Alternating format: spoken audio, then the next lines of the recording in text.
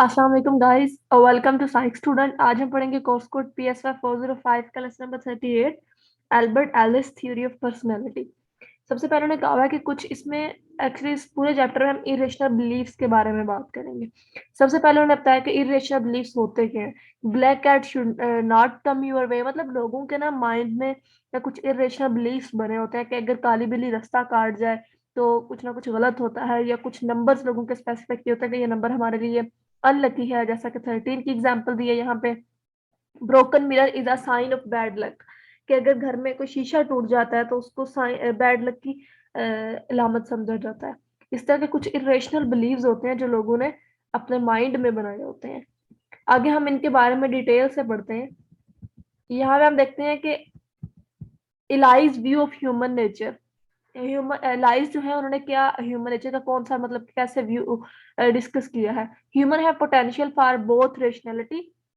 उन्होंने कहा ह्यूमंस के अंदर दो तरह की रैशनैलिटी होती है, स्ट्रेट भी होती है, पॉजिटिव थिंकिंग भी होती है।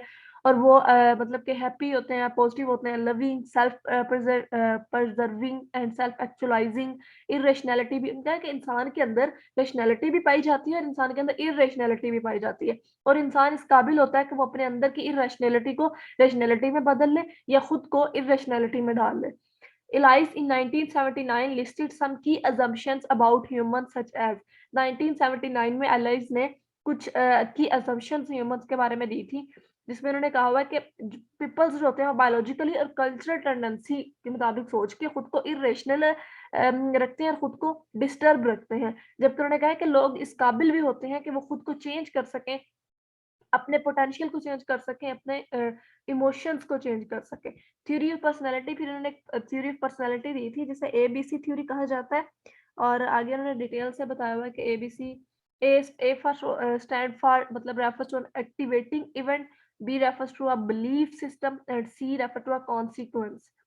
अब ये क्या है, हम इस एग्जांपल से डिटेल से पढ़ते हैं कि सबसे पहले तो होता है कि एक्टिवेट इवेंट होता है। फॉर एग्जांपल, आपने साइकोलॉजी का टेस्ट दिया, उसके अंदर आपको A+ ग्रेड आपके आए, ये आपका एक एक्टिवेटिंग इवेंट था। उसके बाद फिर आपका ये बिलीफ बन जाता है कि आपको साइकोलॉजी समझने की आप सलाहियत रखते हैं, आप इस चीज़ पे यकीन रखते हैं और आपको लगता है कि आप गुड ग्रेड्स ले सकते हैं साइकोलॉजी में। और फिर आपका कॉन्सिक्वेंस क्या होता है कि आप सोचते हैं कि मैंने साइकोलॉजिस्ट बनना है क्योंकि मैं साइकोलॉजी एक फील्ड में ज़्यादा अच्छा हूँ। और फिर आगे उन्होंने कुछ डी के उसको मज़ीद सेक्शंस में डिवाइड किया है, डिटेक्टिंग, डिस्क्रिमिनेटिंग एंड डिबेटिंग। ठीक है?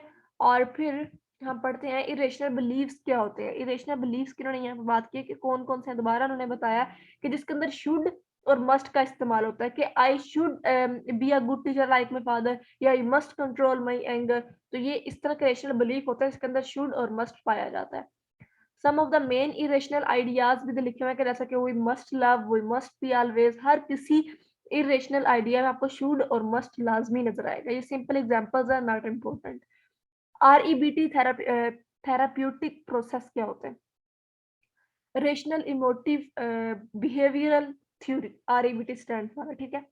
इसमें उन्होंने बताया कि क्लाइंट को आप पहले तो एक उसके साथ एक अच्छा रिलेशन डेवलप करते हो, फिर उसके इरेशनल आइडियाज है उसको पॉइंट आउट करते हो, फिर आप उससे ये रियलाइज करवाते हो कि और उससे आप कहते हो कि अपने इस इरेशनल आइडियाज को लॉजिकली प्रूव करो। फिर आप उसके सामने उसको इलॉजिकली बताते हो कि बिल्कुल इलॉजिक है, इन्हें हम लॉजिकली प्रूव नहीं कर सकते।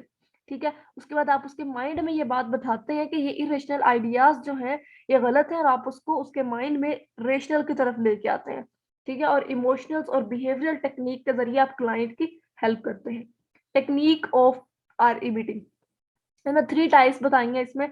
Cognitive method, behavioural method, emotional method. Cognitive method का तो जिसमें इंसान अपने माइंड में नेगेटिव इरेशनल सोच रखता है और जिसकी वजह से वो डिस्टर्ब भी रहता है। ठीक है? और इसमें भी आगे उन्होंने कुछ टेक्निक्स बताई हैं कि डिस्प्यूटिंग इरेशनल बिलीफ्स, अपने इरेशनल बिलीफ्स को आप डिस्प्यूट करते हैं। Cognitive homework, changing one's language, अपनी लैंग्वेज को चेंज करें, मतलब शुड और मस्ट को अपनी लाइफ में खत्म करें। बिहेवियरल मेथड, बिहेवियरल मेथड क्या होता है कि आप फॉर एग्जांपल कुछ इस तरह के काम परफॉर्म करते हैं जिससे फॉर एग्जांपल आपका कॉन्फिडेंस लूज है, आप किसी भी इंसान के सामने जाके बोल नहीं सकते, तो ये आपका बिहेवियरल मेथड है जिसको सेल्फ मैनेजमेंट और सिस्टमैटिक डिसनलाइज क्या लिखा हुआ है, डिसेंसिटाइजेशन, डिसेंसिटाइजेशन के जरिए, इन टेक्निक्स के जरिए आपके कॉन्फिडेंस को और आपकी डिफरेंट जो आपकी वीकनेस है उनको खत्म किया जाता है। इमोशनल मेथड में उन्होंने कहा हुआ है कि डिफरेंट चीज़ें आ जाती हैं जिसको फिर आप वो रेशनल, इमोटिव, इमेजिनरी मतलब कि डिफरेंट तरीके से आपको इमेजिन्स करवा के आपके इमोशंस को चेंज करते हैं, जिसमें आप शाय और फेयरफुल रोल अदा करते हैं। आरईबीटी के गोल्स क्या है? इसके गोल्स ये हैं कि लोगों के इर्रेशनल बिलीव्स को ख़त्म करना, सेल्फ डिफीटिंग को ख़त्म करना, बल्कि लोगों के अंदर सोशल इंटरेस्ट, सेल्फ डायरेक्शन और टॉलरेंस, फ्लेक्सिबिलिटी लेके आना। एप्लीकेशंस क्या है आरईबीटी की? इसको आरईबीटी को किसी भी anxiety, hostility, depression, material problem, child rearing treatment के लिए इस्तेमाल किया जा सकता है और सेल्फ मैनेजमेंट, सोशल स्किल्स से ट्रेन किया जाता है। तो यहाँ पे था जनाब हमारा लेसन नंबर 38, 39 स्टार्ट करते हैं, the grand perfect theory of personality. अब देख लेंगे ये किस तरह का थ्योरी का नाम है। इसका मतलब ये है कि हमने आज से पिछले जितने भी लेक्चर्स में थ्योरीज पढ़ी हैं, वो कोई भी उसमें से बिल्कुल परफेक्ट एक्यूरेट नहीं थी। अब हम देखेंगे कि कैसे पता चलता है कि परफेक्ट थी या नहीं थी। परफेक्ट थ्योरी कौन-सी होती है? जो हमें एक गाइडलाइंस प्रोवाइड करती है, जो रिसर्चर्स को गाइडलाइंस प्रोवाइड करती है, जो एक अवेलेबल फाइंडिंग्स के को ऑर्गेनाइज़ करती है और प्रेडिक्शंस बनाती है। Provide a guidelines to researcher, इसमें मैंने पहले बताया कि रिसर्चर्स जो होते हैं जब वो किसी भी थ्योरी पे काम करते हैं तो उन्हें थ्योरी क्लियरली गाइडलाइंस दे, ये ना कि उनको थ्योरी की समझ ही ना आ रही हो। और फिर आप फाइंडिंग्स जो नॉन फाइंडिंग्स उसको ऑर्गेनाइज कैसे करते हैं, उसके उन्होंने एक एग्जांपल दिया कि जो हमारी ग्रेविटी थ्योरी है वो बिल्कुल परफेक्ट थ्योरी है कि चीजें जो है जमीन की तरफ क्यों गिरती हैं और आज तक उसकी हर किसी को समझ आई है। उसकी एग्जाम्पल दी उन्होंने ऑर्गेनाइज नॉन। लेकिन जितनी भी हमारी अभी हमने पर्सनैलिटी की थ्योरीज पढ़ी है, इसमें से कोई भी थ्योरी जो थी बिल्कुल एक्यूरेट और परफेक्ट नहीं थी। जैसे कि यहाँ पे इन्होंने कहा है कि तमाम पर्सनैलिटी की थ्योरीज में एक दूसरे डिफरेंट हैं और डिफरेंट उनके पर्सपेक्टिव्स हैं, लेकिन उन्होंने तकरीबन तकरीबन इन्हीं टॉपिक्स पे बात की है जो नीचे लिखे हुए हैं। सबसे पहले जीन्स एंड बायोलॉजी, कि उन्होंने कहा है कि जो जीन्स हैं, पहले ये होता था कि जीन्स ज़्यादा इंसान की लाइफ में रोल प्ले करती हैं या एनवायरनमेंट। फिर रिसर्च के बाद ये पता चला कि जीन्स और एनवायरनमेंट दोनों ही इंसान की पर्सनैलिटी डेवलपमेंट में बेहतरीन किरदार अदा करते हैं, मतलब इक्वल किरदार अदा करते हैं। Stages of development, fried, Jung और एरिक्सन ने स्टेज ऑफ डेवलपमेंट पे बात की। मोटिवेशन उन्होंने कहा कि एक सेंट्रल थ्योरी है जिसमें फर्स्ट था बायोलॉजिकल मोटिव्स, डिफरेंट हमने मोटिव्स की भी बात की डिफरेंट पिछले लेक्चर्स में। लर्निंग में डॉलर एंड मिलर ने स्टिमुलस रिस्पॉन्स को लर्निंग को स्टडी किया। परसेप्शंस, कैलेस, रोगर्स एंड मेस्लो ने uniqueness of people and individual difference की बेस पे परसेप्शन को स्टडी किया। ट्रेड्स, एल्पोर्ट ने कैर्डिनल ट्रेड्स और सेंट्रल ट्रेड पर स्टडी किया। कैटल ने unique common surface source trade पे फोकस किया।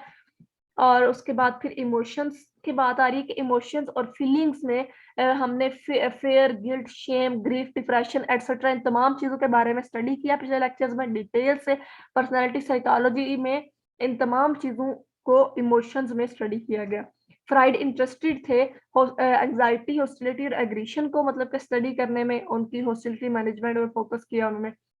Temperament and body types, William Sheldon ने स्पेसिफिक टेम्परामेंट के साथ बॉडी की 3 टाइप्स बनाई थी। एक्टोमार्फ्स जो बहुत पतले लोग होते हैं, मेसोमॉर्फ्स जो बिल्कुल तंदुरुस्त होते हैं, फिट होते हैं, एंडोमॉर्फ्स जो मोटे लोग होते हैं। न्यूरोसिस क्या होते हैं कि कैरन होने ने कहा था कि जो चाइल्ड्स होते हैं ना, पेरेंट्स से प्यार मिलता है, टीचर से प्यार मिलता है, तो वो वैसे मतलब के बिहेव करते हैं। अगर उन्हें एक इन्हीं लोगों से वो सीखते हैं, ज़्यादातर टीचर से और अपने पीयर से और पेरेंट्स से। और अगर वो वहीं से कुछ गलत सीखेंगे तो वो उनके अंदर इनसिक्योरिटी और बेसिक एंजाइटी क्रिएट होगी। एडलर एंड रोगर्स ने भी अनकंडीशनल पॉजिटिव रिगार्ड पे स्टडी किया। Sorry, consciousness and the unconsciousness, fried ने बात की कॉन्शियस के बारे में, प्री कॉन्शियस, सबकॉन्शियस, अनकॉन्शियस के बारे में। जंग्स ने बात की पर्सनल अनकॉन्शियस और कलेक्टिव अनकॉन्शियस के बारे में। थेरेपी उन्होंने कहा कि जितने भी मतलब कि हम एग्रीमेंट्स जो कि साइकोथेरेपी के कॉन्सेप्ट के रिगार्ड जो भी एग्रीमेंट्स हैं उनको रिजोल्व करने के लिए, उनको कंसीडर करने के लिए हमें थेरेपी की जरूरत पड़ती है, हम थेरेपी को इस्तेमाल करते हैं। डिफेंस मैकेनिज्म क्या होता है? फ्राइड ने इसको 3 टाइप्स मतलब कि वो 3 वेज में डिस्कस किया कि उन्होंने कहा कि सेल्फ डिसेप्टिव किसी भी जो भी हम मतलब ऑपरेट करते हैं अनकॉन्शियस लेवल पे करते हैं। उसके बाद फिर उन्होंने सेकंडली कहा कि थ्रेटनिंग और एंग्जाइटी को भी और डिफरेंट किस्म की रियलिटीज के परसेप्शंस को हम जो है अनकॉन्शियस की बेस पर खत्म करते हैं और हम लोगों की ईगो का भी ख्याल रखते हैं। तो ये था हमारा लेसन नंबर 37 सॉरी 38 एंड 39। जी मैंने आप लोगों का कॉन्सेप्ट क्लियर करवाया। अगर कुछ भी समझ ना आए कमेंट बॉक्स में पूछ सकते हैं। मिलते हैं इंशाल्लाह नेक्स्ट लेक्चर में। अपना ख्याल रखिएगा। खुदा हाफिज।